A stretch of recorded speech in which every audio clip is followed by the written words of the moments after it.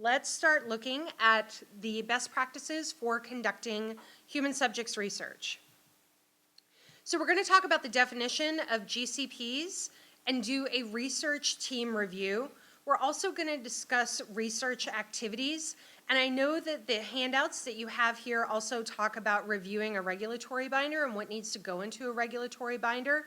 I want to hold that until the end because I think that's really more of, if you want to know, we're happy to discuss it with you, but I don't feel that this is something that, maybe we need to tell some of our seasoned coordinators.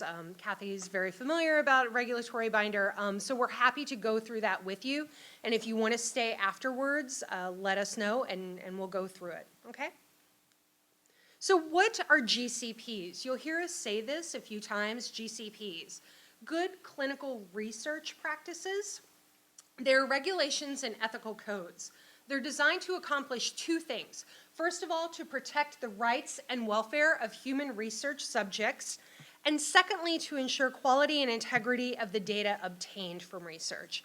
So even if you are not engaged in clinical research, even if your research is social behavioral in nature, GCPs are a really good idea to adhere to. So when we talk about GCPs, again, it's regulatory issues and ethical codes. So those of you that were at the regulations session this morning are very familiar with the regulations that we went through. So we talk about electronic records, protection of human subjects with the FDA, financial disclosure, institutional review boards, investigational new drug applications, investigational device exemptions, protection of human subjects with the Office of Human Research Protections, and finally, the International Conference on Harmonization. And that's really where GCP is the most applicable because US regulations don't have a GCP code. So what we use is the International Conference on Harmonization, or ICH, and that section that we apply for good clinical practice here in the US is section E6. So if you want to know more about GCPs and familiarize yourself with that section of good clinical practice and ICH, please feel free to do so. And so those are the regulations, those are the laws, right? So now we're looking at the ethical codes, and the ethical codes are what drive the laws. So you have the Nuremberg Code, Declaration of Helsinki, the Belmont Report, which is really what our regulations are mostly based on, the National Research Act, and the National Bioethics Advisory Committee. Everyone in here should have completed city training at some point in time, so you should be very familiar with these, specifically the Belmont Report, which I believe is module number 1 in every single city training. So when we talk about good clinical practice, or we talk about GCPs, it's really a shared responsibility and a shared partnership. And a lot of times, people will say, oh, well, the IRB is working against me, or the sponsor is working against me, or I can't get my research team to do what they need to do, and the regulations are just really hard to adhere to. But we all need to work together to really protect the core research subject. And that's what our job is, to work together to ensure that we are securing their welfare, ensuring their well-being, and protecting their rights as a research subject, okay? So we want to work with you, not against you, to ensure that GCPs are being conducted, that you are adhering to regulations and institutional policies and procedures. So when we talk about the research team and who is responsible, who has the shared responsibility to protect the research subjects? Number 1 is the principal investigator, so the PI. And the PI is the individual that is responsible for the entire conduct of the research study. Those of you that came to the session this morning saw what can happen when you have an investigator that does not adhere to their responsibilities and fails to meet their commitments. You end up with violations, you end up with issues, and sites can get shut down. Then you also have the sub-investigator. This can be a co-PI, or this can be maybe a junior investigator, somebody that this is, not their main study, but maybe they are a site investigator and there's a lead PI that's responsible for the overall study. And then you have the study coordinators. which I think the majority of you in here are study coordinators. So you are the ones that really drive the research. You are the ones that are looking at the subjects, collecting the data, assessing the data, assessing the patient, getting the consent, recruiting everyone to get into the trial. So you are really at the heart of any clinical research or research project. And then your regulatory staff, which oftentimes may be the coordinators as well. You put on multiple hats. So you are regulatory personnel, lab techs. You may do some drug dispensing if you are a pharmacy tech. So there's a lot of different things that can be performed by support staff, okay? When we talk about the team's responsibilities, we talk about recruitment, informed consent, data collection and management, specimen management, required reporting, test article management, and quality assurance. All of these are reflected in our research team personnel roster, which is that form that everyone is slowly but assuredly learning how to complete. So this research team personnel roster will have these tasks listed, and we want you to designate your research team members as performing these tasks. The PI, for example, is in charge of all of it, but then maybe you have some support staff that are only doing test article management, or you have support staff that are only doing data collection and management, and that's totally fine. We just would like for you to designate those tasks and ensure that those individuals are fully trained and qualified to perform those tasks. So next we're going to go through basically the research. So all the research activities. We're going to walk you through a research study. Again, at any time, if you have questions, please feel free to ask. So number one is protocol compliance. Then we're going to discuss recruitment, consent, data collection and management, specimen management, and required reporting. So when we talk about protocol compliance, and you may hear us say, they are non-compliant with the protocol, we want to ensure that you have accurate data recording, that you are collecting the data in an accurate way, and ensuring that you are recording everything as presented in the source document, in the medical record, wherever it is you're abstracting that data. That you are meeting data timelines, and if you are not meeting these data timelines, why? Maybe you have somebody that comes in outside of a study visit window, or you have failed to meet an objective. Why have you failed to meet that objective in that timeline? Is it because you couldn't recruit enough people, or maybe people were dropping out, or they just couldn't make it to that study visit? Resolution of queries for any sort of monitoring visits, ensuring that you are resolving those queries in a timely fashion and tightening up any loopholes that you see in the protocol. Prompt adverse event reporting. At GW, we have a promptly reportable new information form and policy. We require that new information be reported to us within 5 business days of the PI's knowledge of the event. Good record keeping, again, like for example we had this morning, if you do not maintain adequate and accurate records, you can be audited, and those can lead to a whole host of problems. So it's a really good idea to ensure that you have adequate record keeping, that everybody knows where to find the documents, that everybody knows where to find the protocol and the proper consent forms and the data collection forms. Keep them in a central location. I don't care if you print things out. If you don't want to print them out, that's totally up to you. If you want to maintain an electronic regulatory binder, that's fine. But ensure that everybody that needs to have access to it does, and they all know the password, and that you have one person that is the guardian of that binder, that they are replacing documents as needed and archiving things appropriately. You would be amazed at the number of consent forms that are signed that are old versions or have expired for whatever reason because people didn't rotate them through. Yes? Just that one thing about electronic binders. Mm-hmm. Is there, just with the if you all, does anything have to be printed? I mean, I keep both, but I'm wondering, like, So there are no specific requirements to printing something or maintaining it electronically. Our only requirement and any auditor's requirement that you can produce the documents requested in a timely fashion. The opposite, in other words, that things don't have to be printed, they can be only electronic? Yeah, you're welcome. Now that's for a reg binder.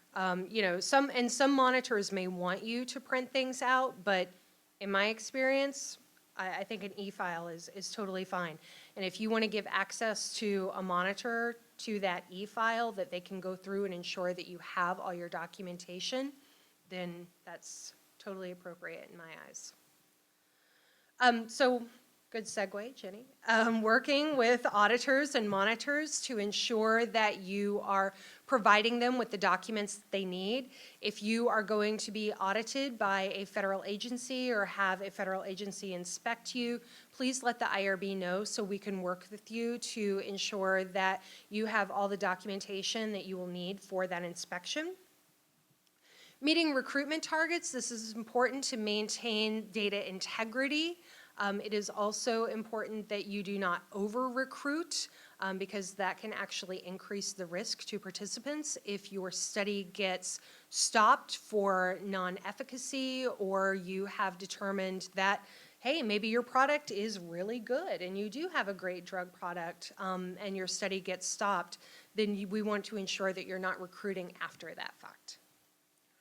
And ensuring study is in compliance with IRB approvals and GW policies and procedures. Okay.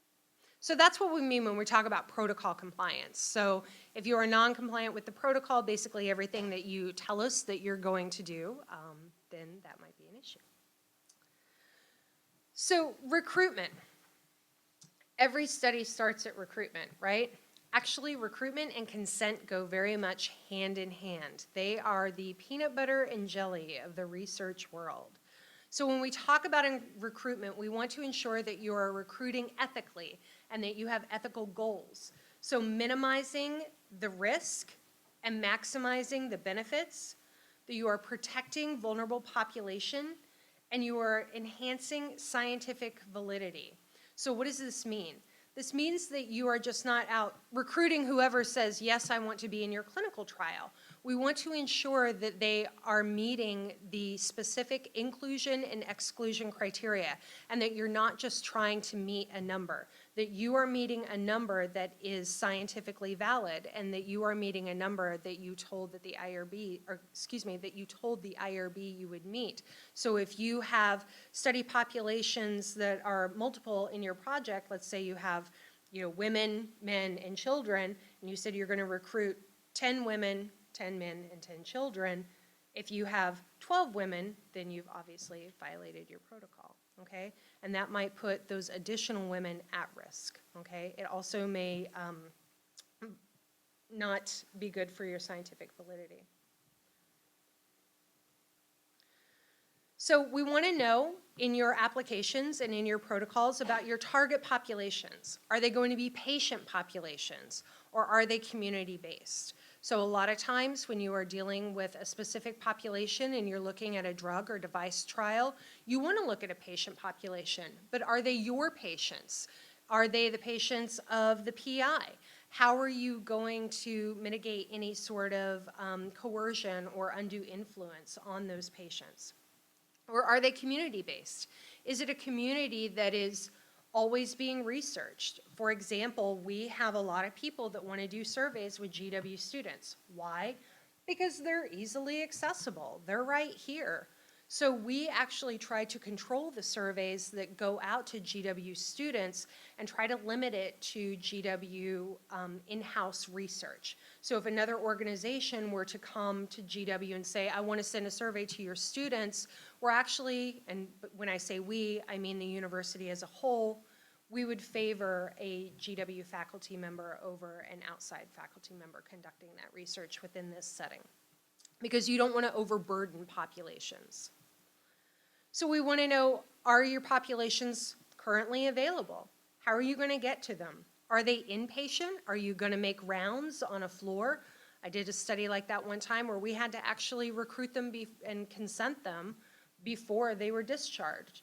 So is that something that you have to look out for? Do you have to be mindful of when they are going to be discharged? And how to? No, try typo. How do they get information? So how do they get the information? Are you going to create a flyer?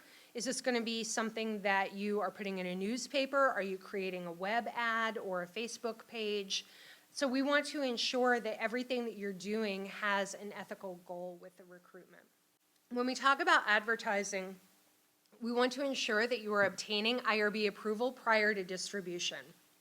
This is for even if you want to recruit a new population, but you already have recruitment materials, but those recruitment materials may be for a very specific population. So now if you want to enroll children, you have to come back to the IRB, obviously, because it's a new population, it's a change in protocol, but we may want you to alter your advertising as well. Anything that your participants will see, hear, read, we want to review prior to that being disseminated. Databases such as listservs, again, if you're sending out a listserv, we want to know how are you accessing that? Who is giving you that permission? And who's the listserv of? Is it an organization that's publicly available, or do you have to be a member of that organization in order to send out those emails?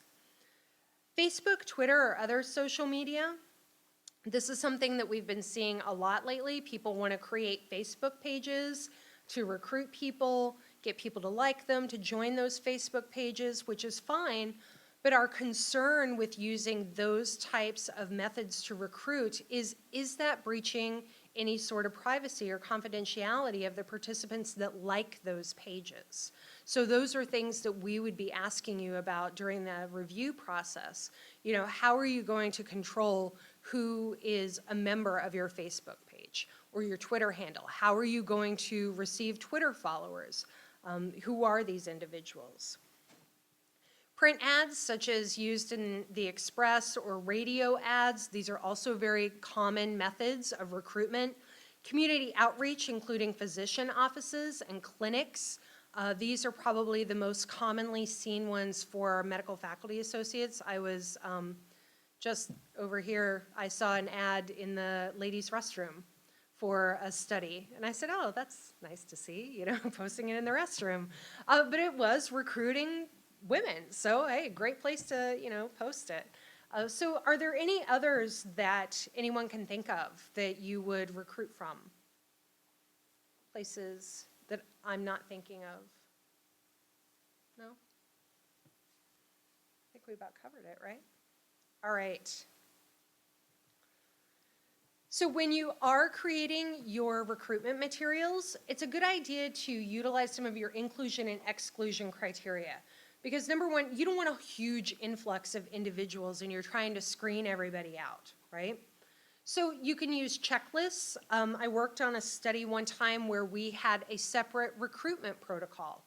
And people would call in and we would ask them just some inclusion and exclusion criteria questions. And if they met that inclusion and exclusion criteria just based off that brief phone interview, then we would either bring them in or we would tell them more about the study. And if they were interested, they could set up an appointment. Or if they didn't meet that criteria, we just said, you don't meet this criteria. Thank you for calling. You know, have a nice day. So this is a really good method to ensure, number one, that your recruitment materials are effective and that they are meeting your population and people are out there in the community seeing them. And number two, that you're ensuring that you're not going to be bringing a lot of people in to consent them and enroll them that don't meet that criteria. Okay? So you can maintain a screening log. You can also have a repository of individuals that you can pull from. I know that there are a couple of departments at GW that have a recruitment database that people sign up for, and any new studies that become available, they can reach out to these individuals to access them. We want you to train all research members who may recruit, teaching them about recruitment, because it's really kind of an art. You can't just walk up to somebody and say, hey, you look like you'd be good for this study. Come on in. No, you want to talk to people. You want to let them know what your study's about. You want to really ensure that they are knowledgeable about what you're wanting from them. Like I said, you can use a separate screening protocol if necessary for either a large scale or multiple studies.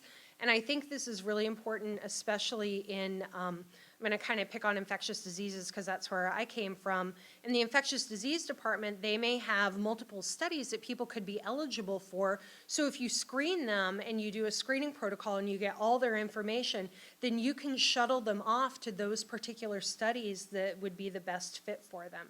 And you could even do a screening physical to make sure that they meet the baseline criteria for all those studies. Okay. So that's a good way to do it as well. Okay, now we talk about consent. And we are going to have a consent writing workshop tomorrow morning. For those of you that would like to come to that workshop, please feel free. But when we talk about informed consent, we mean that the subject has legal capacity to give consent. That it is given with free power of choice, without intervention or element of force, fraud, deceit, duress, overreaching, or other form of coercion, and that you have provided sufficient knowledge and comprehension of the subject matter and the elements involved for the subject to make an informed decision. So consenting is a process. Consenting is not just a piece of paper that you give to somebody or a checkbox that they click at the beginning of a survey or anything, okay? It is an actual process and it is ongoing. It begins at recruitment. Recruitment is part of the consent process. So when we talk about consent as an actual consenting procedure, we want you to look at something called TAPSE. So we want you to give the participant time to read the consent. If they are not able to read it due to literacy issues or maybe they're visually impaired, then you should have somebody there with them, either reading the consent document or providing them with the pertinent information that they need to know in order to engage in the research.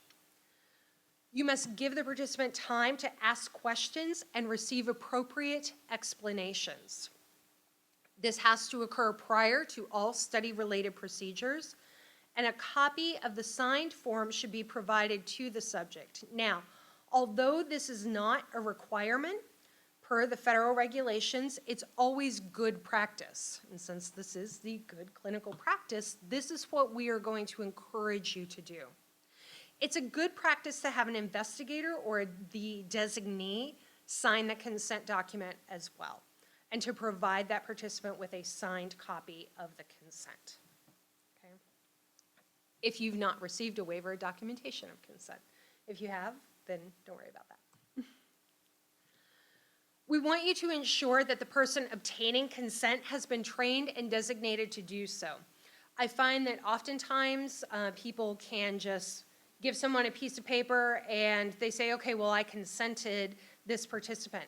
But then the participant walks away not really knowing what the risks are or not really knowing what they have to do. So I would really encourage you to have training sessions on consenting individuals. You can have a checkoff for that person. If you have a checklist of tasks, you can say, yes, this individual has been checked off on consenting. You can also provide the participant with a quiz about the consent document and the study. And this, what is that? Sorry. If they do not appropriately answer all the questions, or if they miss quite a few, maybe you need to go through the consent process with them again.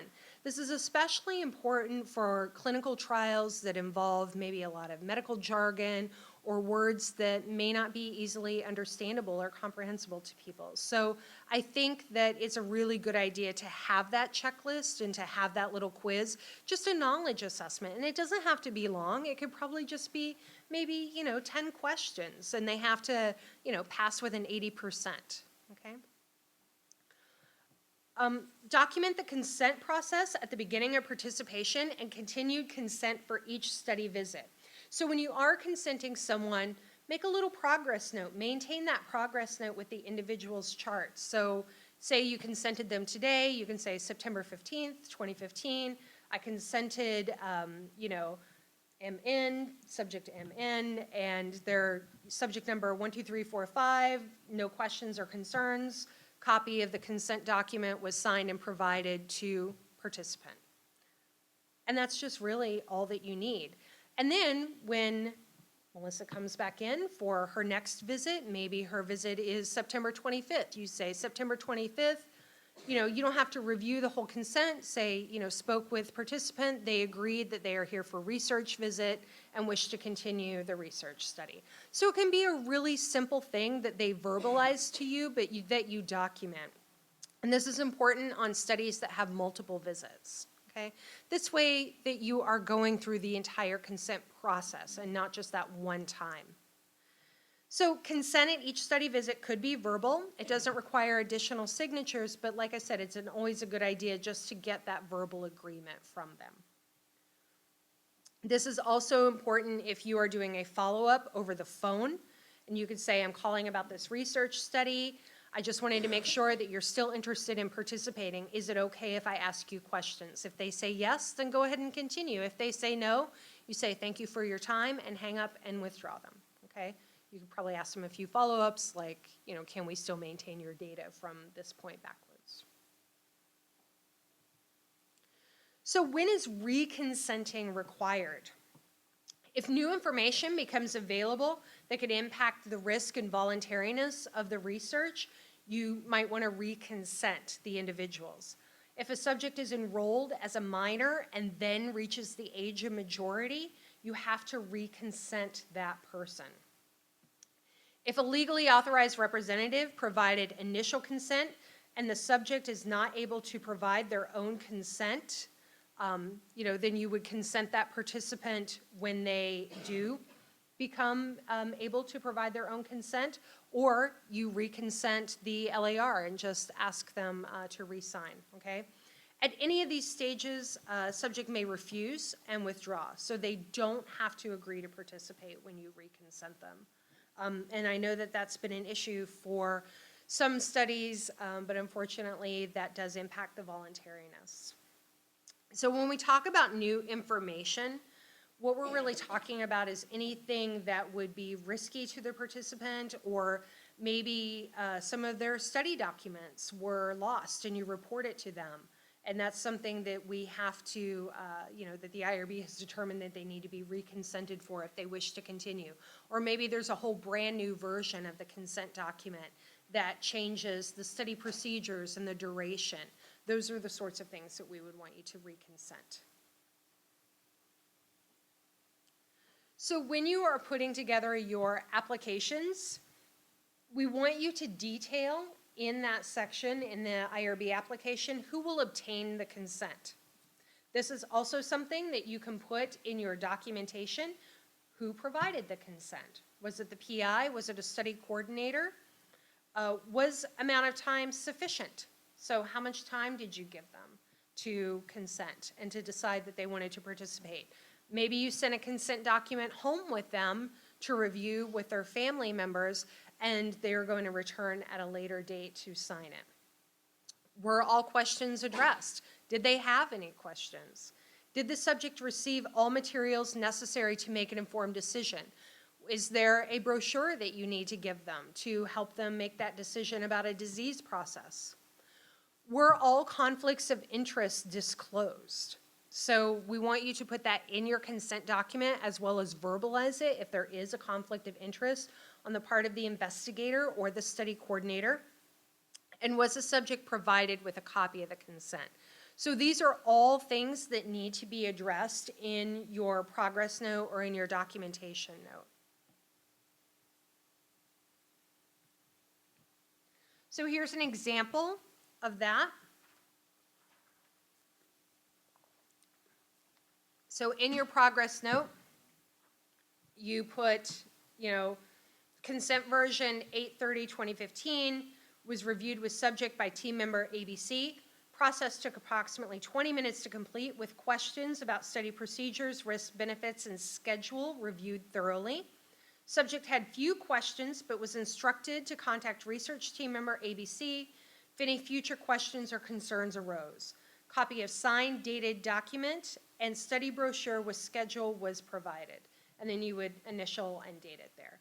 So I think that this is a really good example of what a monitor or an auditor would look for when they are reviewing your consent procedures. And this is a really good habit to get into if you haven't already.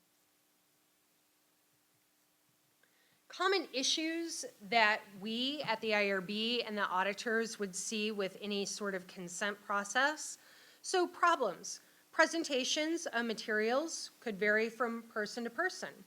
So a solution for that would be develop a script for team members and train all consistently. Another thing that you can do is use a video consent. This was a really good idea, especially for individuals who maybe have lower literacy or are visually impaired, and then they can hear the video. You can explain the consent in the actual video, and I think a lot of people are audiovisual learners anyhow, and so they might understand that a little bit better than just reading a piece of paper. You still go over the physical consent document with them, and they still sign the actual consent document, but a video is a really great tool to use. I also think with a consent video, you can use it in a larger setting and maybe have 5 or 6 people sitting there learning about the study and learning about what the study is and the procedures, and then you can individually consent them as they want to participate. So they don't necessarily all have to sign up at one time, but it's a good time saver, and I think it's a very useful tool. Another problem that we see a lot is the document is too complicated. There's too many big words, or it doesn't really flow and it doesn't really make sense. You can revise the document to ease reading. There's a Fleisch Kincaid that is in your Word tool that you can use at the end.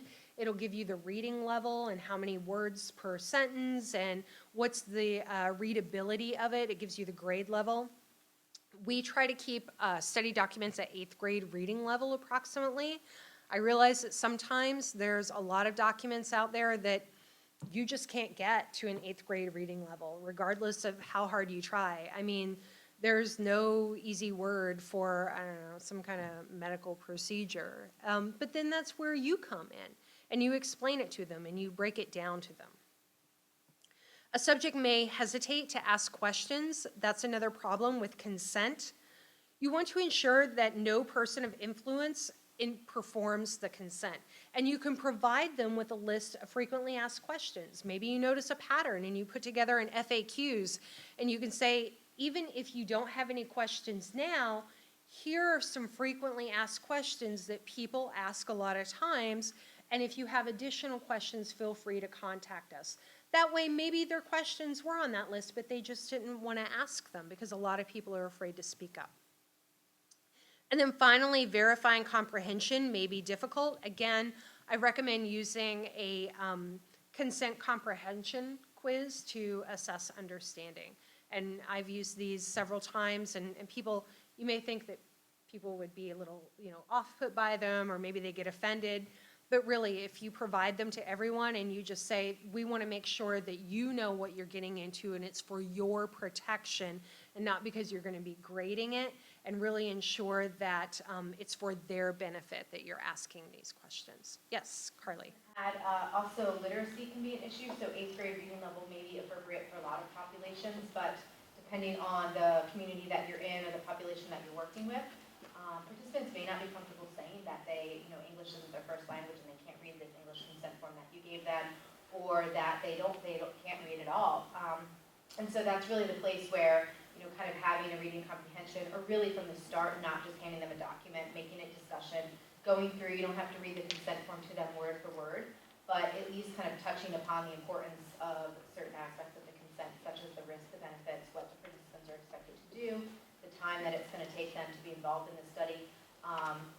And then just another thing you can do is, if you're unsure if somebody is unable to read, hand them the consent form upside down and see if they turn it around. Sometimes my daughter does not read yet, and she will look at her books upside down, and doesn't know the difference. And so that's something you can try as well, and then you notice if they act like they're reading it, obviously there's more that you need to do there. So there's a lot of different tools that you can utilize to ensure that your participants are truly understanding the study and that they are truly getting informed consent and not just consent, okay? Because there is a difference. So common consent violations that we see or that an auditor or a monitor may pick up on: wrong or expired version. Again, those of you that were in the morning session, you saw what can happen when you use expired consent documents. It is a trickle-down effect. One violation can lead to several other violations. So please always ensure that you are using the most up-to-date version. The IRB no longer puts expiration dates on their consent documents, at least our IRB does not. We do, however, put the approval date. So when you receive a consent document, it will have the GW IRB approval date on it. Any old consents should be destroyed. Any copies, of course, you maintain one for your records, but please use the new consent. Many years ago when I was a baby researcher and first starting out, we had multiple studies going on at the same time and a lot of different versions of consent, so we color-coded.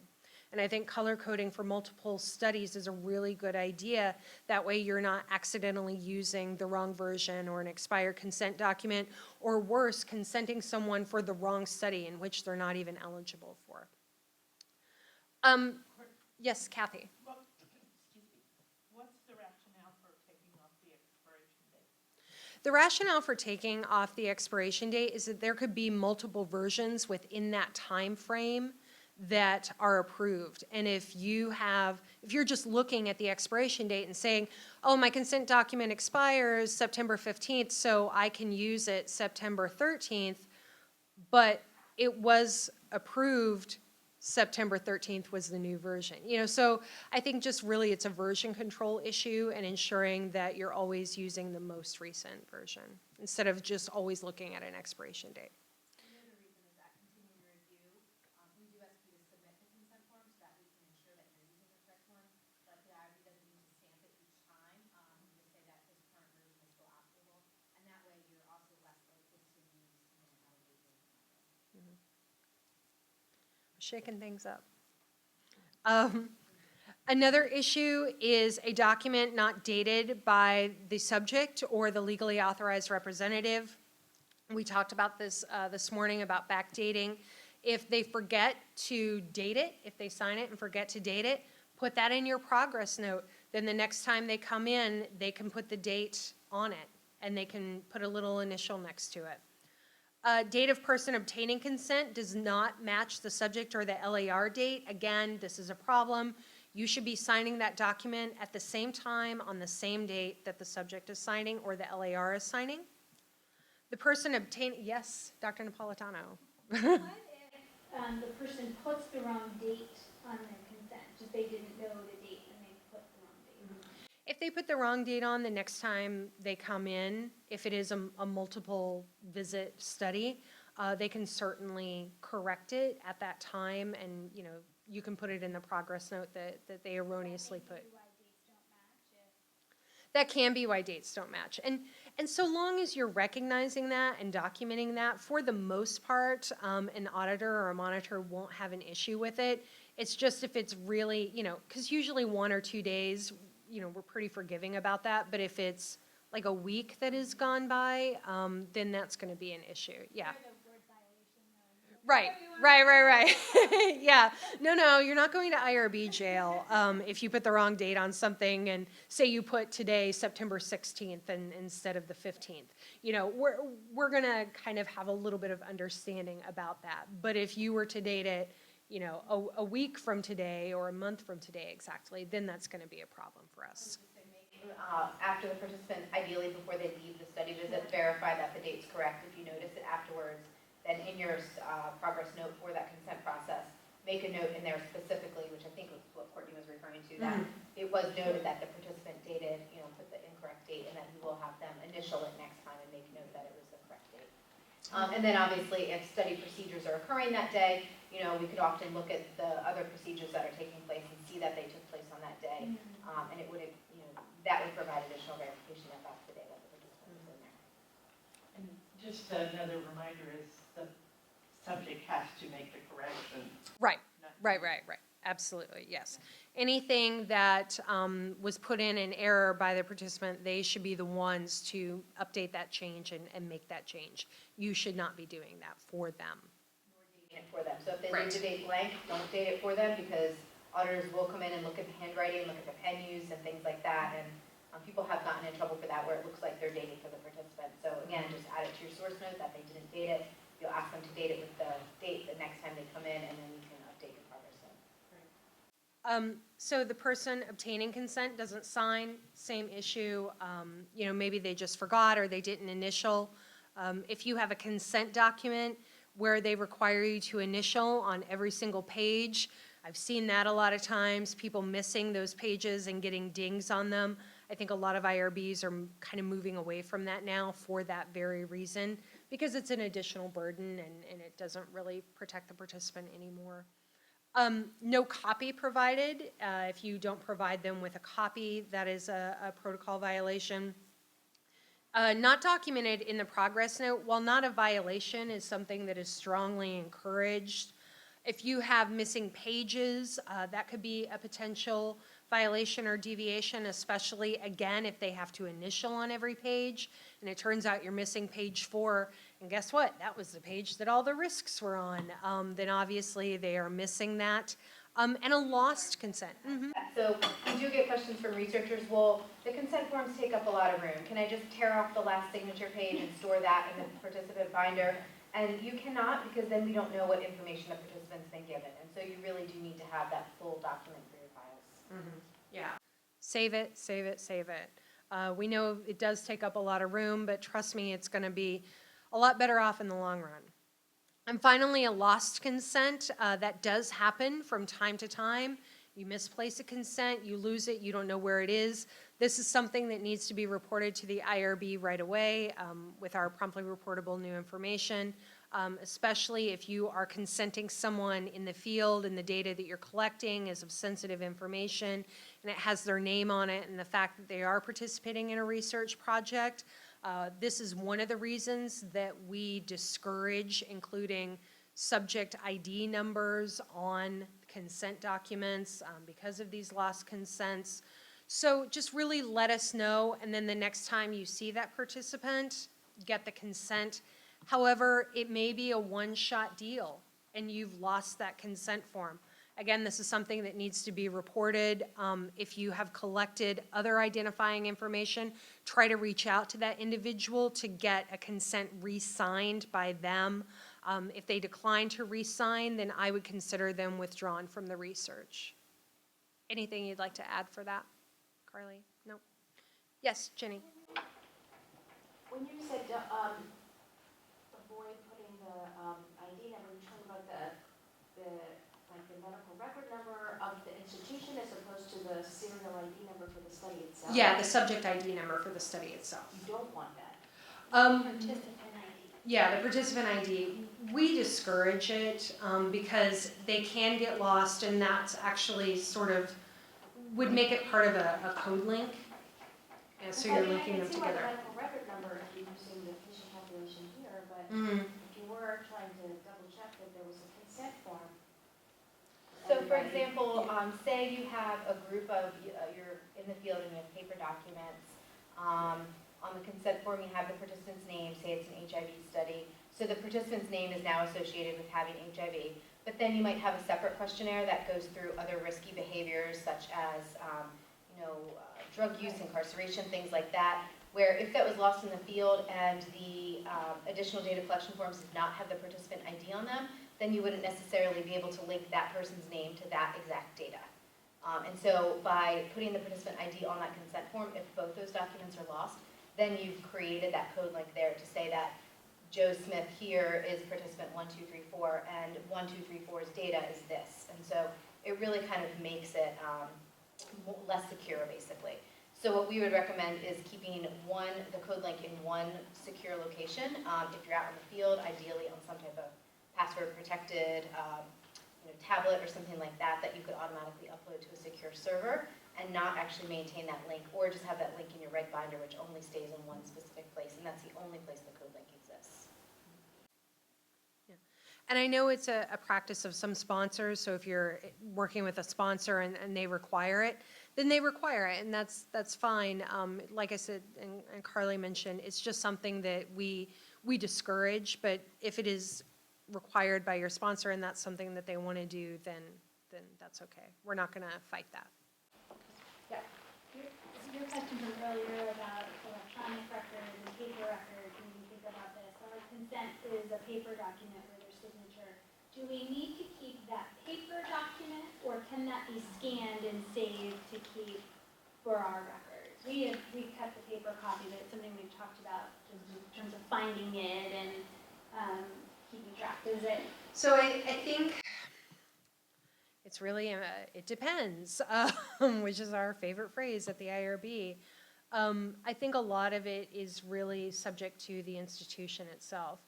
I personally don't see an issue with scanning those documents in and maintaining them, so long as you know that that's not going to crash and that's backed up somewhere and you can maintain that for the time that you told the IRB you were going to maintain that.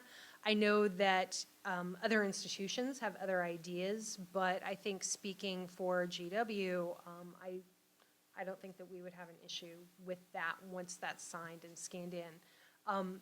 You might want to just keep a paper copy just to be safe. I don't know why, but I'm all about paper never crashes. You know, nobody ever hacks in, right? Nobody ever hacks in to steal your paper, you know? So those are the sorts of things that I would be worried about. But if you feel secure with it, and I know that, you know, there's sort of a shift of moving towards an electronic consent anyhow and utilizing that, especially with this new iPhone research app or Apple research app that people are using. So I think that we're kind of moving towards that anyhow, so I wouldn't have a problem with it. It didn't make sense to me to transfer something to electronic that existed in paper, so I Right. haven't done it yet, but I was just curious if there was a specific. And it's, you know, and it's really good to maintain, once your study closes and everyone's finished with intervention or their follow-up visits, if you want to scan everything in and maintain it, then that's perfectly fine. Yeah. All right. So data collection and management, and we've kind of got into this a little bit. Data collection and management pertains to all of the following. So source documents and essential documents, case report forms, including electronic data capture, and a research record. Brittany, can we just step back? I apologize if you did this a little bit earlier when I stepped out, but the difference between source documents and case report forms, and when case report forms and source documents may be the same document? I didn't. Do you want me to? Sure. Very briefly. Okay. So a source document is something directly from the source. So that is a medical record, that is something that is verbalized from the participant, that is something that you are asking the participant about. You're asking them, you know, how did you feel, or the diary that they kept, or you're specifically writing something down. What you then do is transfer that to a case report form. And the case report form will only have data that is very specifically required for the study. So maybe it's the, you know, blood count, or, you know, any sort of vital signs, height, weight, anything that you can think of, and then very specific data that is required to be reporting. The case report form will not have any identifying information on it. It will only have the participant ID. Now, there are some instances, such as an enrollment form, that would have both, so the participant ID and their identifying information. And that's usually when you're using that and sending it to a data collection center, or excuse me, a data coordinating center to register the participant, and then they would maintain that code link at that data coordinating center. So there are some times when a source doc can be used as a case report form, but it's not very often. I would just add that sometimes if you are doing a study where maybe you're not going into medical records, but maybe it is more on self-report, your case report form then may serve both as a source document and the case report form. Something else I was going to add to that. If it comes to me, I'll let you know. So that's the difference between a source document and a case yes. report form. If Yeah. you have a source document, if it's the medical record or something like that, it is recommended that you print that out and you keep that in the participant binder when you're going through your inclusion-exclusion criteria. Ideally, you'll know ahead of time where you're going to be getting the source from for that, to verify that criteria. So if it's if you're looking for, a patient that has a certain ICD-9 code or a certain diagnosis, then you would want to make note on your inclusion-exclusion where you obtained that from, and ideally have that in the participant file as well. If it's a case report form that's serving as a source document as well, you probably want to make note of that somewhere so that if an auditor or monitor would come in, they would know that it was a self-report and that's where that information came from. So, perfect segue, Carly. So source documents and essential documents. So some of these will be in your regulatory binders, so the essential documents, whereas a source document would not go into your regulatory binder except for instance, the consent form, if you need to maintain a copy of the consent form. So source documents can be patient records, consent forms, can be case report forms, any sort of lab reports or physician notes. IRB approvals can be considered source documents, and patient diaries, because those are documents that are coming directly from the patient or the participant. Whereas essential documents, and again, these are things that you should keep in your regulatory files. So in addition to investigator brochures, IRB modifications, CVs, cities, or other documents for team members, lab certificates, signed consent documents, and screening logs. So actually, when we talk about regulatory files, we're talking about the files that you need to maintain for auditing purposes, for monitoring purposes, and for review. So patient diaries don't necessarily need to be reviewed by an auditor unless they want to see the actual source document, whereas they may want to see a screening log or a signed consent document. Okay. So when we talk about case report forms, what is it? We spoke a little bit about what they are, but it is a standardized form that you abstract study data from, the source document, and report it to data management system. A lot of case report forms are electronic now, especially with the use of REDCap. I think that a lot of people are using electronic data management and just importing it directly into the data management system. It can be developed by the sponsor or the site, so you can develop a case report form. Like I mentioned earlier, if you wanted to do a screening protocol, you could develop a case report form for that screening protocol. So when you're completing a case report form, we want to ensure that any correct entries are just lined through once and initialed, and then you write the corrected one right above it, because as we learned earlier today, whiteout is something that is not acceptable in any research setting. We want to ensure that all entries are clear, accurate, legible, and complete. So if you have somebody that has really poor handwriting, I'm looking at you, make sure that they are writing so everyone can figure out whether it's a 2 or a Z. Or if they, make their 7s really weird, maybe they put a slash through them.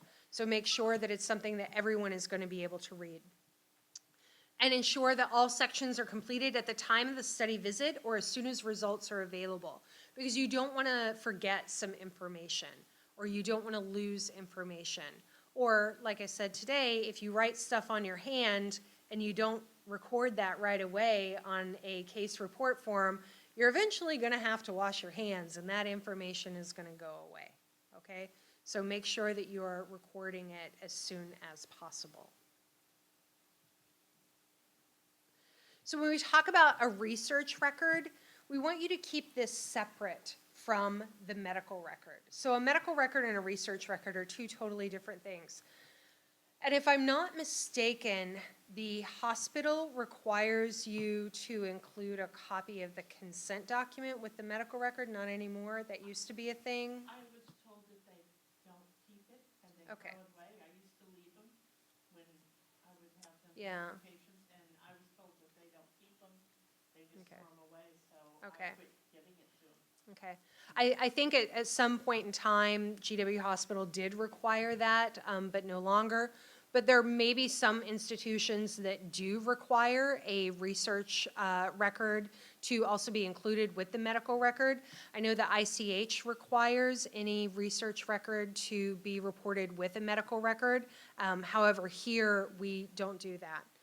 We want to ensure that any research records are kept in a secure location under lock and key, and that you only have designated team members that are able to access those records.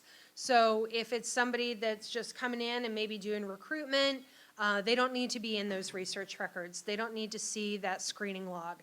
They just need to come in and pick up their flyers and go and do their job.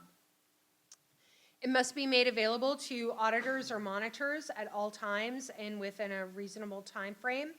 And the original medical record is actually considered a source document. So again, like Harley was saying, if you are using a medical record for a source document and you're able to print off that medical record to file with the research record, that's always a good idea. Okay. I know that if you are using a medical record, sometimes if you do have monitoring visits, it can be very difficult to do that. So you may have to sit there with a monitor to go through that medical record so they can verify those source documents. And I've had to do that myself, so I understand how daunting it can be. Specimen management, for those of you that are working in research that collects specimens.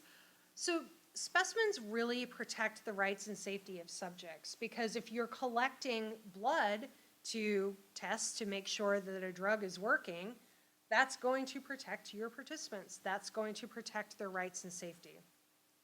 It also ensures integrity of the data to ensure that your research is efficacious, and provides precise results suitable for clinical interpretation, and also protects the public, because you can always go back to those specimens and analyze them again. Okay. So types of specimens that we're talking about here include blood, urine, sputum, saliva, stool, buccal swabs, and other cultures. Nasal wash, biopsy materials is a big one, and I'm going to come back to biopsy materials in a little bit. Semen, vaginal secretions, cerebral spinal fluid, breast milk, or fingernail clippings are even considered specimens. So biopsy materials, our current thinking is that if you have biopsy material that is going to be discarded, and it will be discarded medical waste, and it's not identifiable, right now, that is not considered to be human subjects research if the individual who is collecting that material is just collecting it out of, like you said, a medical waste. However, there have been proposed rule changes by HHS that this will no longer be the case, and that any biological materials that are collected for clinical use or for testing that would otherwise be discarded and used for research, now an individual must consent to that use during the clinical visit. So I think that a lot of changes on maybe consent documents are going to be coming forth. I wouldn't anticipate that anytime in the near future, within the next couple of years, but the notice of proposed rulemaking did encourage that any consents for clinical use where biological materials may be used for future research, they need to consent to that at the time of the clinical visit. So those are going to change, which then means that the research that you are engaged in with that biological waste would be considered human subjects research. So there are some common issues with specimen management. I know that I have had lost specimens before. I've seen people say, well, I left my specimen here and then it doesn't show up to the lab. So have an SOP for the timing. When is somebody going to collect it? How is it going to be collected? At what temperature? Does it need to be maintained? Does it need to be stored in a -80, or can room temperature be okay for X number of minutes? And sterility, how sterile does the environment need to be when you collect these specimens? Is it just something really simple, like a urine specimen that you give that doesn't necessarily need to be a sterile environment? or is it something that's surgically extracted? Is there any personal protective equipment that is required when obtaining these specimens? You may need gloves, eye protection, masks, gowns, hoods, depending on the type of materials that you're collecting. If you're collecting sputum from somebody that has TB, or you have to go into a negative air exchange room. Other equipment that you will need for specimens, a centrifuge, a rocker, or an incubator. How are you going to maintain that equipment? Who is going to maintain that equipment? And how often are you going to ensure that equipment is working? Specimen collection procedures. So the quality of a specimen is very critical to ensure accurate results. You don't want a lot of handling. You don't want a lot of people touching that specimen. You want to make sure it was collected in the manner that you proposed. This also includes using the appropriate containers. So if you need to get 10 milliliters of blood, don't use a 25 milliliter tube. Labeling, proper labeling. Is it going to include the patient ID on it? What sort of labeling does it have? Don't make labels ahead of time with the incorrect date that somebody could pick up and use. What kind of education are you going to require your patients? Do they have to fast before they come in? Or is it something really simple? Do they need to come in for a glucose tolerance test and need to be fasting for that? Or do they have to drink, a gallon of water before they come in because you're going to do some sort of bladder ultrasound on them? So these are the sorts of things that we want you to put in your SOPs and that we may ask to see when you are putting together your applications. Preservation of the specimen. Does it need to be kept on ice, and for how long? And transportation. How are you going to get it from one spot to another? How are you going to transport from the clinical site to the lab that it needs to go to? Are you going to drive it over there? What kind of container are you going to keep it in? What happens if you get into a car accident? Are you going to take it on Metro? Please don't ever take specimens on Metro. They are not a reliable source of transportation. So, these are the things that we really want you to think about. Instead of just, I'm going to draw some blood, how are you going to draw it? How are you going to store it? How are you going to keep it? These are the things that are really going to ensure that your data is the best data that you can collect. So now we get to the required reporting. This is the portion in our program where everybody says, I don't want to do that, I'm scared, I don't want to report to the IRB, I don't want to mess this up. The PI is responsible for informing the IRB, any study sponsor, or other agencies of unanticipated events involving risk to subjects or others, so anybody else that might be affected by these risks that are serious, unexpected, and related, okay? So if somebody gets into a car accident on a Friday night after dinner and they have not been in your research study for 4 weeks, and maybe they're not due to come back for another 4 weeks, that's not related. That has absolutely nothing to do with the research study whatsoever. But if they have just left your study and you took a lot of blood from them, let's say you took 100 mLs and they start driving and then pass out while driving, that might be study related because they had just left your study visit and you took a lot of blood, so that could have affected them.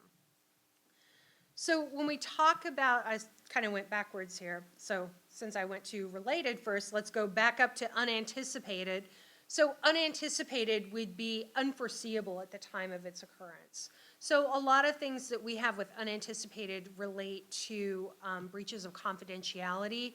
Those are unanticipated, okay?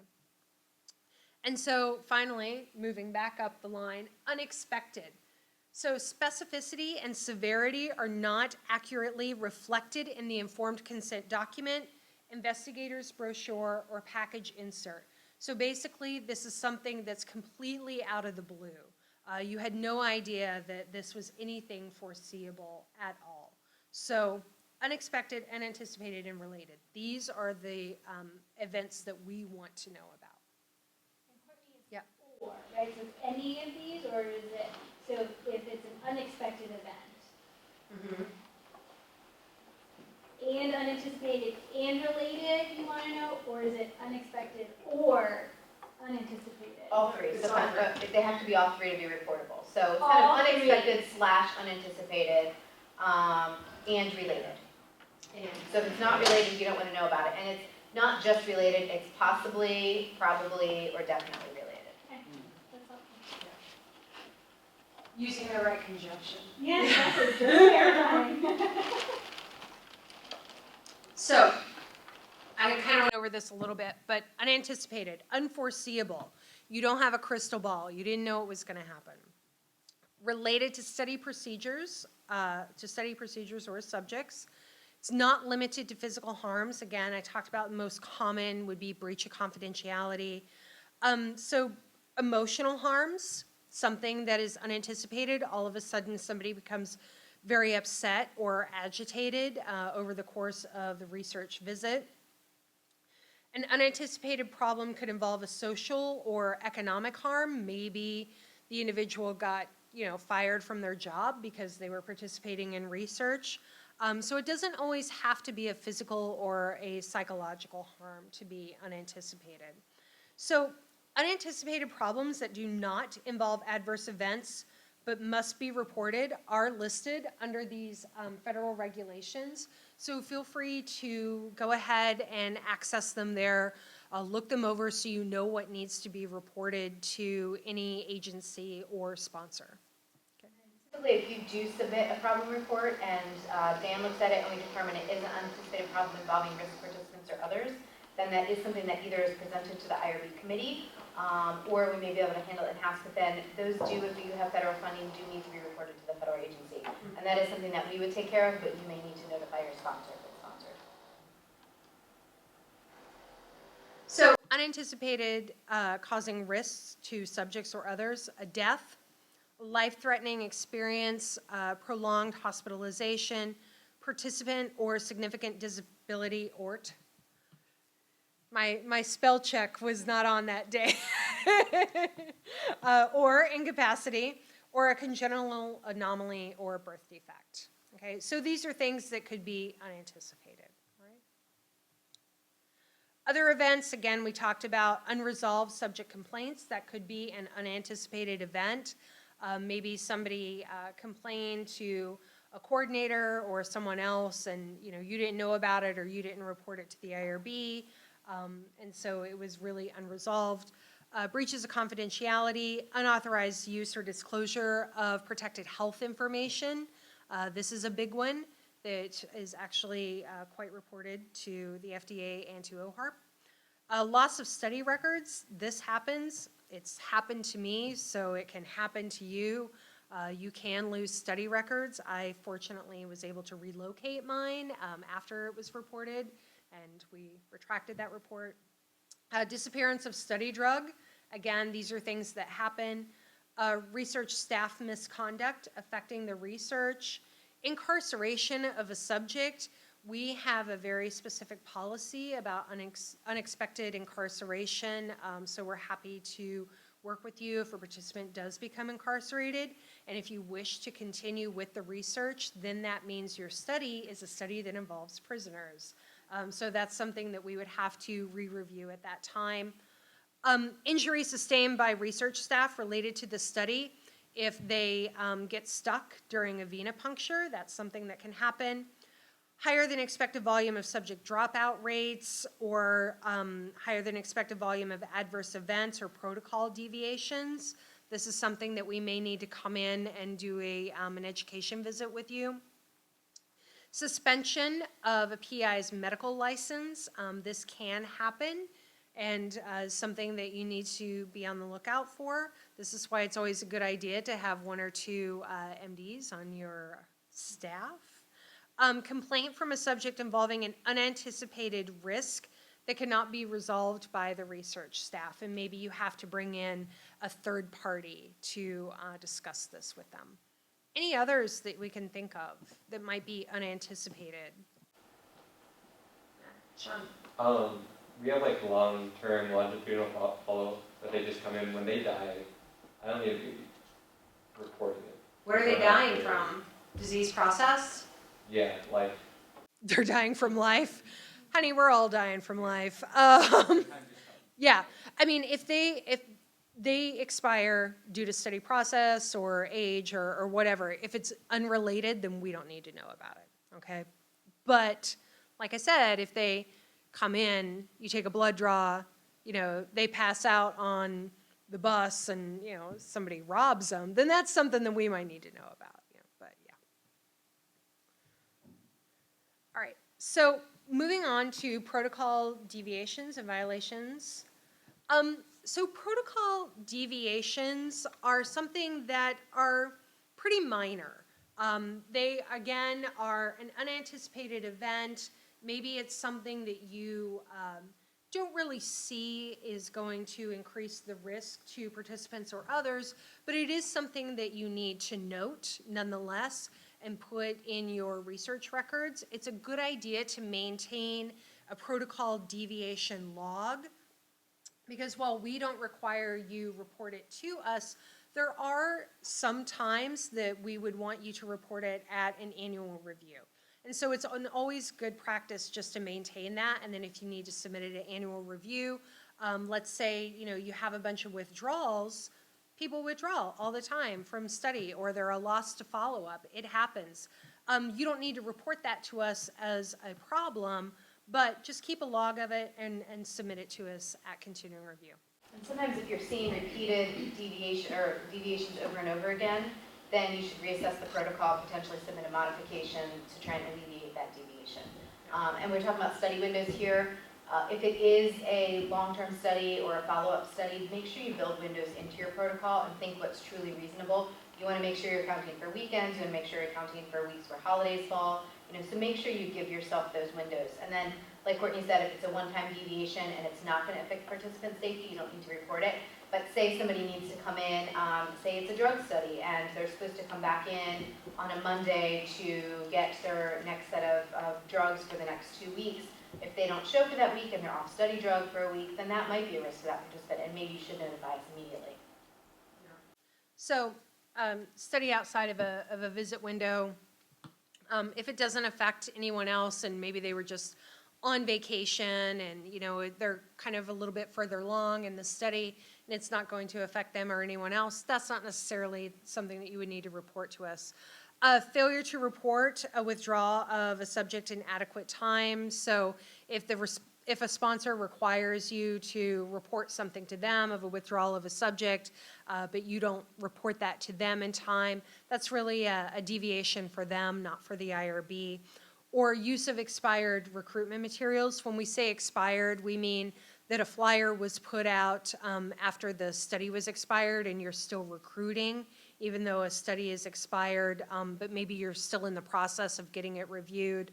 This is something that eventually we're going to approve your study if you've already submitted your materials, but it's just kind of in that window of where an expiration is.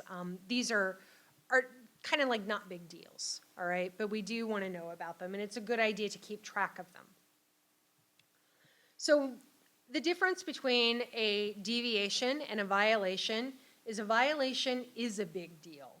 And these are examples of violations. So failure to obtain informed consent, huge violation. That is a big deal.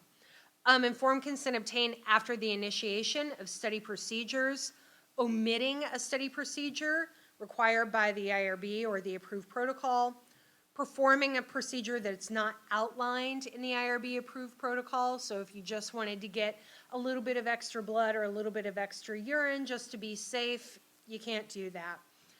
Failure to report a serious adverse event, a drug dispensing or dosing error, or failure to securely control a study product. These are all violations. Enrolling participants outside of an inclusion criteria. Now, I want to caveat that with sometimes people may say that they are 18 or they, say they have, a certain disease process and then it turns out that they were only 17, or they didn't have that disease process. If it's something that they are self-reporting and you're relying on that self-report, then just go ahead and report this to us and let us know what happened. And it's not anything that we're gonna, shut you down for or cause for a major audit or a major monitoring visit. If, however, you are going into a medical record and intentionally recruiting and enrolling people that do not meet your inclusion criteria, that's a totally different issue. The other thing is that you can, if you have somebody who doesn't meet one inclusion criteria, but you think for some other reason they would benefit from the study, you can submit a modification and request that we make a protocol exception for that. And those would be relatively rare, but that would be, say, the study participant was supposed to be 50 years old, and they are 49 and they're turning 50 in 2 months, but something like that, then we might allow an exception for them to be enrolled. But ideally, if you can let the IRB know ahead of time and get approval for that, that's preferred. So in that case, it's called an exception, not a deviation to protocol? Because you're actually requesting an exception beforehand, before enrolling them. Okay, but if for some reason you miscalculated that person's age and you thought they were 50, and then when you checked, and you enrolled them, and then you checked, and they were already enrolled, that would be a deviation to protocol. And again, that's an honest mistake. Sometimes you look at you must be born by this date. I can't do that math. That's really difficult for me. Yeah.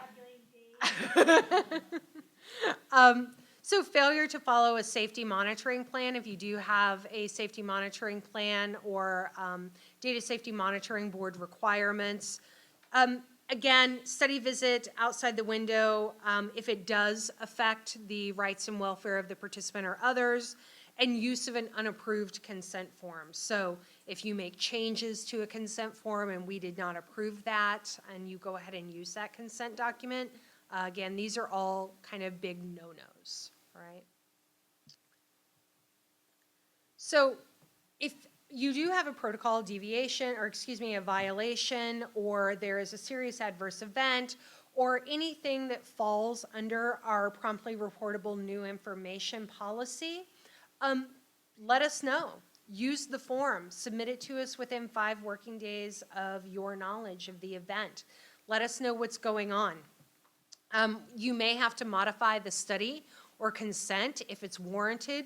We may come back to you with additional questions, may require you to set up some sort of, education or a monitoring visit, or have some other requirement once we get that report in and get all the information. Sometimes it may be something very simple that we sign off on and say there's no further action required. But any events not considered promptly reportable should be reported at annual review. So please review this policy and the form, and just kind of keep it on hand and let everybody know what is required and not required. Yes, Jenny? I'm just curious, what are you seeing that are appropriately reportable? What are the trends? So lately, we've been seeing adverse events of hospitalizations, prolonged hospitalizations from participants that are enrolled in studies. So we see that quite often. Loss of data. Yeah, loss of confidential data actually too. Mm-hmm. But those are Paper or electronic issues? paper. Because people are out working in the field and collecting data in the field and bringing it back to a center. Mm-hmm. And those are probably the most frequently that I've seen. Yeah. Curious how we're failing. This is an example of a deviation log. This is the kind of thing that we would like to see at an annual report or annual review. We can certainly help you put one of these together, but it's really not complicated. I mean, you can just go ahead and make one yourself. We just want to know the date of the event, a little bit of a description, what happened. So, maybe somebody couldn't make it in for their study visit number 4 and they need to reschedule, but they're rescheduling outside the window. The corrective action, it's only a follow-up, it's an interview, it doesn't increase risk. And your preventive action, how are you going to prevent this from happening in the future? You're going to start scheduling a them closer to the beginning of the study visit window to give yourself a cushion. So this is very simple. And like I said, this is something that we would like to see at annual review. So I think it's important to just kind of keep track of them. And trust me, if you get monitored, your monitors are going to love this. So it's a good idea to have it. So now is the time that you can ask any additional questions that you have for me, for Carly, for Dr. Lieberman even. Thank you for coming. So we're happy to answer your questions. And for those of you that want to know how to put together a regulatory binder, or if you need help with that, we're happy to do that for the remainder of the session. But for those of you that are not interested, you are free to go if you have no questions. Yes? I have a question about withdrawal of subjects. It's come up a couple of times. If you have, just the occasional subject that's lost to follow-up, when are those reportable? Those are reported at annual review. Okay. Yeah. Unless you think it's a risk to the participant, such as they're supposed to be getting study drug and they didn't, or they were on study drug, we're supposed to get a follow-up MRI or something like that and didn't. If it's going to affect them, then you should report it immediately. But if it's an observational study, you can just report it at follow-up. Yeah, Lorna. I have a question back on the research record. When you said they're kept separate from the medical record and there was a discussion about what the hospital will need from research, what were you talking about? So there was a time, and I've never worked at GW Hospital, so I'm not that familiar with this requirement that was rumored to exist. If I'm not mistaken, there was a time that the hospital required research consent records to be included with the medical record. So that way, as people were, going through their hospital stay, that other providers knew that they were involved in research. Now, it is a requirement under the ICH, International Conference of Harmonization, that you do include that with the medical record. But as Kathy was saying, I don't think that's any longer a requirement at GW hospitals, so.